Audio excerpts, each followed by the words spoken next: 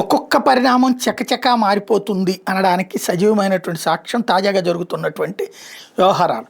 ఏదైతే రఘురామకృష్ణరాజు ఇప్పుడు సరికొత్తదైనటువంటి పాయింట్ని రైట్ చేసుకొచ్చారు.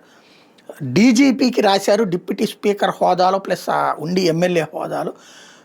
ఏమనయ్యాయంటే రాష్ట్రంలో ఈ అనుమతి మామూలుగా గుడికైనా మసీదుకైనా చర్చికైనా ఎన్ని మైకులు అనుమతి ఉన్నాయి, ఆ మైకులకి ఎంత డెసిబుల్స్ సౌండ్ వరకు అనుమతి ఉంది, అనుమతి లేకుండా ఉన్న వాటిని తొలగించండి అని ఉత్తరప్రదేశ్లో చేశారు, మహారాష్ట్రలో కూడా చేశారు. మైకులు పెట్టడంలో తప్పు లేదు, ఎన్ని మైకులకో అనుమతి ఉన్నాయో అంతవరకే చేయాలి. కానీ దానికి 4 రెట్ల మైకులు పెడుతున్నారు.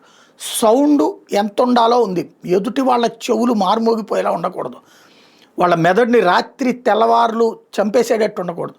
దానికి డెసిబుల్స్ ఎంత ఉండాలో ఆ సభా ప్రాంగణం వరకు వినిపించాలి, కానీ ఊరంతా కాదు. అట్లాంటి వాటికి అది రూల్స్ ఉన్నాయి దాంట్లో, అది పాటించరు. మత వ్యవహారాల్లో పాటించరు. గుడి విషయంలో ఎవడన్నా కంప్లైంట్ చేస్తే కనుక వెంటనే గుడి వాళ్ళతో మాట్లాడేసి తగ్గిస్తారు సౌండ్. అదే మసీదు విషయంలోనూ చర్చి విషయంలో అయితే పొరపాటు కూడా నోరు మీదపరు. కాబట్టి ఇప్పుడు ఆయన లేఖ రాశారు. నిజంగా దాన్ని అమలు చేసే ధైర్యం ప్రభుత్వానికి ఉందా, పోలీస్ శాఖకు ఉందా? $1 మిలియన్ ప్రశ్న.